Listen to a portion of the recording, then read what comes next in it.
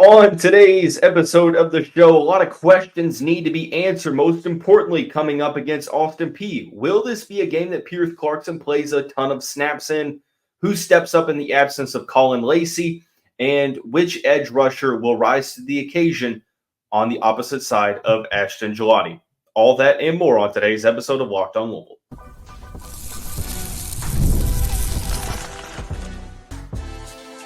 You are Locked On Louisville, your daily podcast on the Louisville Cardinals. Part of the Locked On Podcast Network, your team every day. Card Nation, what is going on, everyone? Welcome into this Thursday edition of the Locked On Louisville podcast. I'm your host, Dalton Pence. Want to take this time to personally thank you all for making us your first listen of the day. Just a reminder, Locked On Louisville free and available on all streaming services 5 days a week, your team every day. Today's episode of the show brought to you by 5 Hour Energy.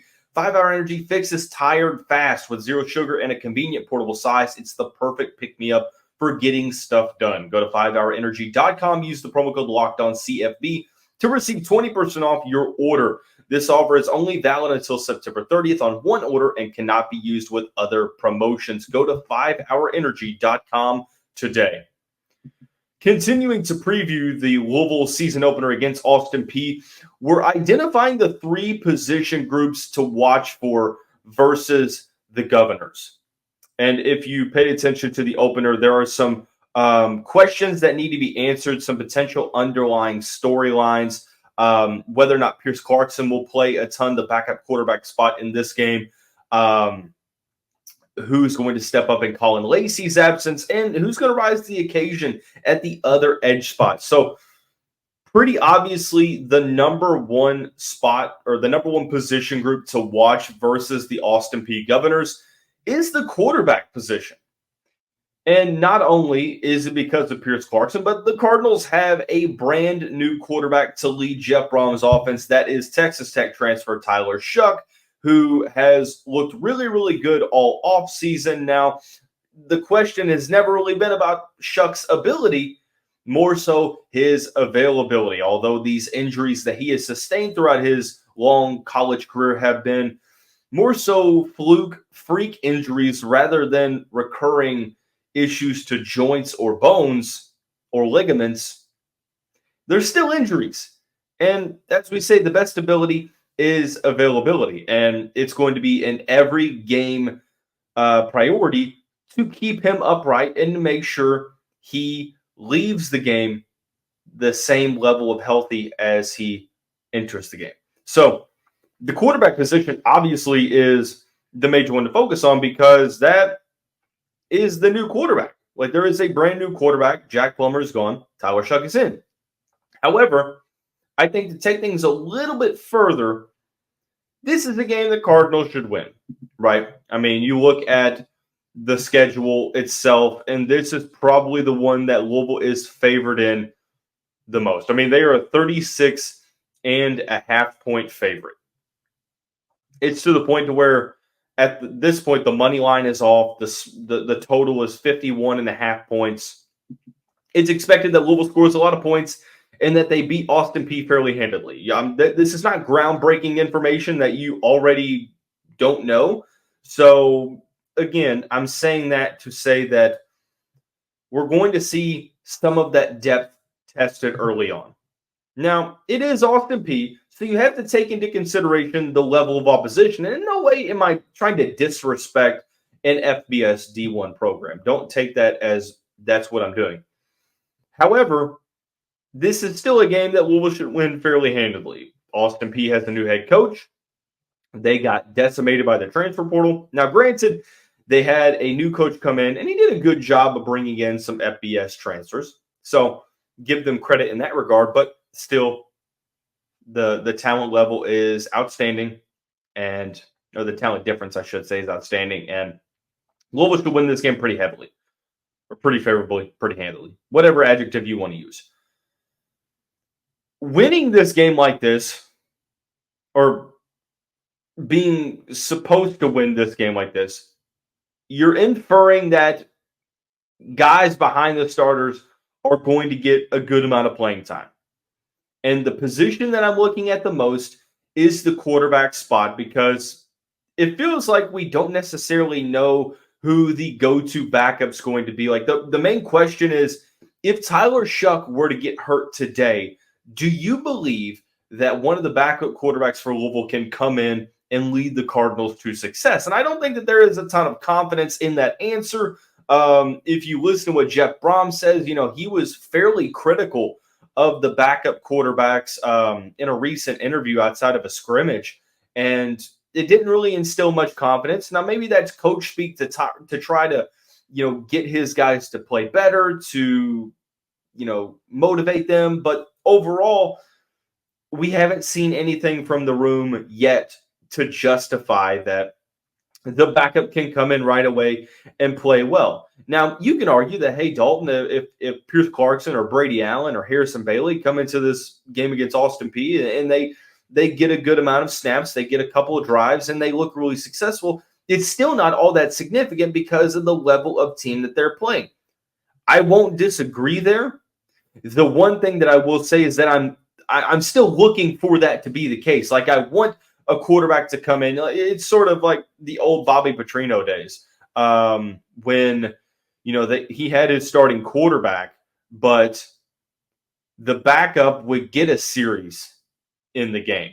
Now, granted, situation matters, context matters, but in a game like this, I would argue the opposite. If you don't have a backup quarterback that can come into the game against Austin Peay and dominate, then I think you might be in a little bit of trouble.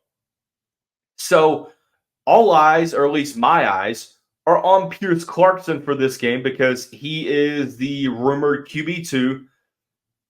It feels like he is above Deuce Adams, Harrison Bailey, Brady Allen at this point, which that's, again, not groundbreaking information. We're just stating the obvious. He's next in line. And the obvious narrative surrounding Pierce Clarkson with his ability as a recruiter and just a player that people among this fan base just want to see succeed at the highest level and have a good amount of success, because it means well for the optics level, having a 4-star quarterback develop in the program. You obviously don't want to lose him to the transfer portal. You hope that he's good enough that he can lead this offense to prominence in 2025. The way that you get set up for that time is you give him meaningful snaps along the way the previous season. I think that is going to be what the doctor ordered for Clarkson in 2024, and it starts with Austin Peay. Two things that I think could derail him being dominant in week one. Number one, let's hope this is not the case, but you have to take everything, I guess, into consideration, however unlikely it may be, improbable but not impossible. Louisville struggles out of the gate. Let's say that the Cardinals just don't handle business against Austin Peay like they should. It's too close to put a backup quarterback in, and Louisville doesn't end up pulling away in this game until later. That is a situation that I look at and I'm like, okay, maybe that prevents Pierce from seeing the field in a good capacity. Or number two, and this is probably the more likely, or not probably, this is definitely the more likely of the two. As of right now, I know that these things are subject to change. The weather forecast isn't really looking the greatest for Saturday at noon as it relates to precipitation. Like, it very well could be a very wet afternoon at Cardinal Stadium. And if that's the case, it could affect conditions throwing the football to where this turns into more of a ground game. But I will argue the devil's advocate. If it turns into that and Louisville's still able to score the ball, I think that then we can sort of see the dual threat possibility that Pierce Clarkson can bring to the table. Like, we talked about how Clarkson's not your prototypical Jeff Brom quarterback. And some people think that's a bad thing. I guess it really just depends on how he can throw the ball, because if he is a competent throwing quarterback, then that dual threat aspect that he brings to the table, I think, is just more icing on top. So it's the cherry on top. It's the icing on the cake, I should say. So if it's a wet afternoon, there's a lot of rain, and you have to keep the ball on the ground, I think the dual threat, the RPOs, give Pierce Clarkson a great opportunity to say, hey, look, I know I'm not the prototypical Brom quarterback, but here's what I can bring to the table. And if the weather is nice or it holds off on raining, then if Louisville ends up getting that big lead, then Clarkson can come in and show what he's made of. So I think that one of the main players, not even just main position groups to watch, because I think it's key for guys like Brady Allen and Harrison Bailey, maybe even Deuce Adams, to come in and play well in this game like they did in Murray State. But I think that one of the top 3 players to watch is Pierce Clarkson, because to show that you can be a competent backup, or to be a competent backup, you have to show it. And I don't care who the competition is, you still have to put that level of production on the field. So Clarkson makes the quarterback position the group to watch versus Austin Peay this Saturday. I didn't really want to get too much into like predictions and stuff because this is a game that Louisville should win. There's not really much analyzing going into the preview. We've broken the Austin Peay team down on the schedule preview. If you want to see that, just go back a couple episodes. It's in the first of the 3 installments of the schedule breakdown series.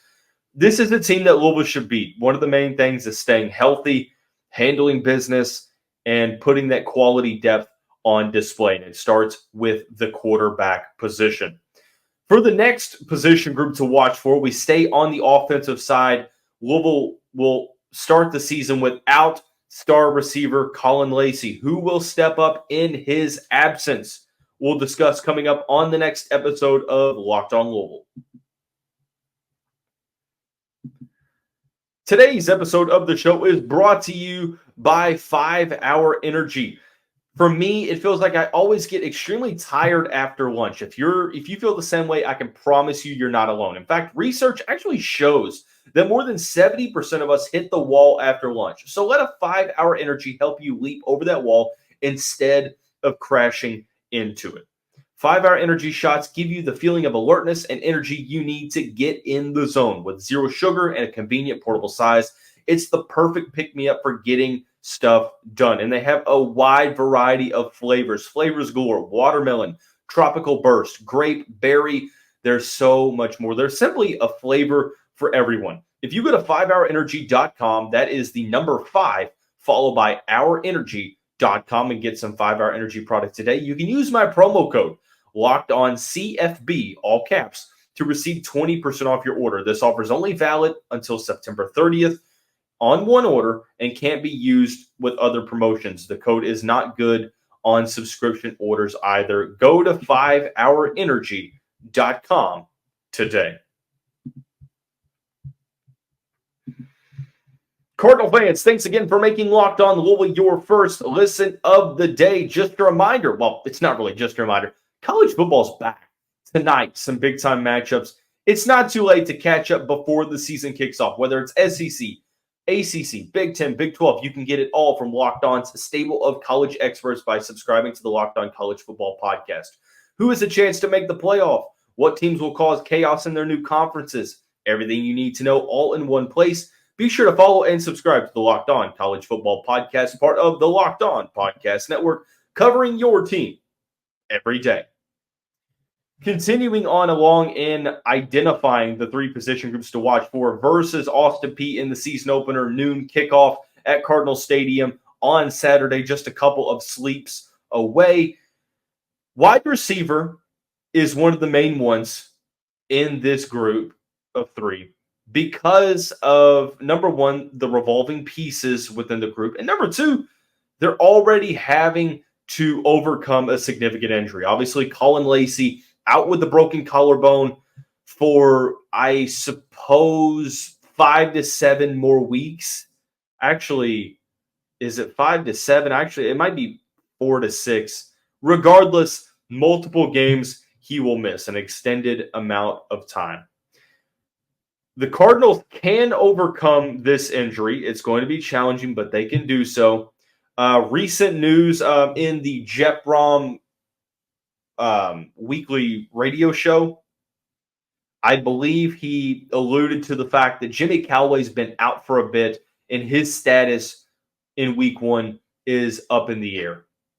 If you went with my intuition, I think that they're not going to risk anything, and they're going to let him sit out this game in hopes that he's fully healthy or in a good spot to play against Jacksonville State the next week. So you're without Caullin Lacy. You're possibly without Jimmy Callaway, who was one of the options to replace Caullin Lacy in the slot. And I know that Amari Huggins-Bruce is re-enrolled at Louisville. He's joined the team. He's back at practice. I'm not sure that he's going to be eligible to play. And no one really asked if he was eligible. It seemed like Brom said it without saying it. This is my perception of it. It felt like he said without saying that, he still has to get cleared.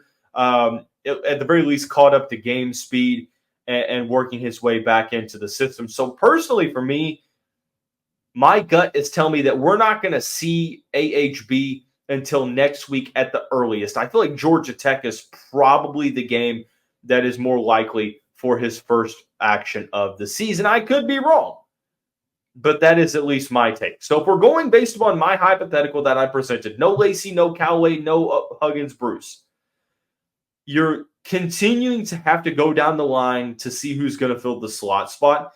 Of course, there is an added amount of emphasis on Chris Bell and Ja'Cory Brooks weathering and shouldering that load until Louisville gets their reinforcements in the slot. So the unspoken sentiment here is that you need Chris Bell and Ja'Cory Brooks to be the go-to guys at the wide receiver spot. And I think that they ultimately will be those two guys. Like, I have no worries that they're going to be the go-to guys out on the boundary. Tight end is going to be a spot that Louisville turns to more. But where does Louisville turn to in the slot? That's one of the reasons why they're a position group to watch for, is that who's going to get most of the work in the slot. I know that he is thought of to be more of a boundary receiver, and I can understand why. Jaden Thompson at 6'2", I understand he didn't look the greatest last year, but due to an injury that he sustained, and he spent the majority of the season with a lower body injury, it affected that explosiveness. Do I think he's explosive enough to play in the slot? Against the ACC, we'll see. Against the non-conference opponents that they have coming up in Austin Peay and Jacksonville State, I do think he can be a pseudo slot receiver that you can put at that spot to be able to take the next step forward. So, and to help Louisville sort of mitigate those personnel losses. I think Antonio Meeks doesn't really fit the slot, 6'2" receiver that's more so a boundary guy on the outside. There's then a group of younger, unproven players that I think maybe the breakout guy at wide receiver comes from this group. You have first up Blue Hicks from Miami. It seems that the past two off seasons, he's been one of the more impressive players at the position, a guy that has been really hard to stay in front of. Sort of that Tutu Atwell-esque speed and elusiveness. So is this his opportunity to get going? That's definitely a possibility. Jaleel McClain, redshirt freshman from Bellflower, California, played with Pierce Clarkson at St. John Bosco. He's been another guy that I know it was sort of up in the air whether or not he was going to go to wide receiver or go to defensive back, but wide receiver seems to be his spot, and he has had a good offseason. Another name to watch for. Don't forget freshman JoJo Stone. Maybe he's on the outside looking in. But all accounts out of off-season workouts is that he's an extremely hard worker. He's very, very talented. He's quick as can be. And if he's healthy, that was the main thing with JoJo in high school. It was never a matter of whether or not he could succeed. He's a very good player that looked really good in the Atlanta area playing and down in Louisiana. Two really, really talented areas to play high school football. Again, best ability is availability. He's dealt with some injuries. If he's healthy, he could also be a player that's sort of thrusted into a meaningful snap role because of the injuries that Louisville has at the position. I think that you're looking at those three players to be able to step in and be big-time players early on. I will offer one more player. I mean, I guess really two more because Sean Boykins, freshman from North Hardin High School, really quick player, 6'1". I think he can play the slot, probably more so projects as a boundary guy, but can play the slot. Maybe Maurice Turner slides out in the flat and plays at receiver. But I think a walk-on, a guy that was the star of the spring game, Chris Hughes, 5'11" receiver from Morganfield, Kentucky. He could be a player that you could throw into the slot. You know how walk-ons seemingly find, unconventional ways to start him at Louisville. He could be put into that situation to play early. So that is sort of the gist of what I'm looking at for the wide receiver spot to really sort of mitigate those losses to personnel at the slot. Offensively, it's all about the depth. Defense, it's about who steps up opposite of Ashton Gillotte. There are a couple of candidates to do so, but it's just a matter of rising to the occasion. We'll break it down coming up on the final segment of Locked On Louisville. Today's episode of the show is brought to you by FanDuel. You've heard us talk a lot about FanDuel, America's #1 sportsbook. Well, we have something a little different for you. Now through September 22nd, all FanDuel customers can bet $5 and get a 3-week free trial of NFL Sunday Ticket from YouTube and YouTube TV. Then with the YouTube TV base plan, you'll be able to watch every regular season Sunday afternoon out-of-market game. All you need is a Google account and a current form of payment, and you can cancel anytime. Just visit FanDuel.com/lockedon to download America's #1 sportsbook. And before we get into the final segment of the show, I want to tell you about our friends over at Factor. Fuel up with Factor's no prep, no mess meals. Meet your wellness goals thanks to the menu of chef-crafted meals with options like Calorie Smart, Protein Plus, and even keto. The fresh, never frozen meals are dietitian approved and ready to eat in just 2 minutes. So no matter how busy you are, you always have time to enjoy a nutritious, great tasting meal. There's a wide variety of 35 different meals and more than 60 add-ons to choose from every week. It's giving you the opportunity to crush your wellness goals while making your meal delicious. Head to factormeals.com/LockedOnCollege50 and use the code LockedOnCollege50 to get 50% off your first box plus 20% off your next month. That's code LockedOnCollege50 at factormeals.com/LockedOnCollege50 to get 50% off your first box plus 20% off your next month while your subscription is active. And already into the final segment of this Thursday edition of the Locked On Louisville podcast, we're identifying the 3 position groups to watch versus Austin Peay. Quarterback and wide receiver are 2 of the 3. The final one is the Leo spot, the outside linebacker at the line of scrimmage opposite of Ashton Gillotte.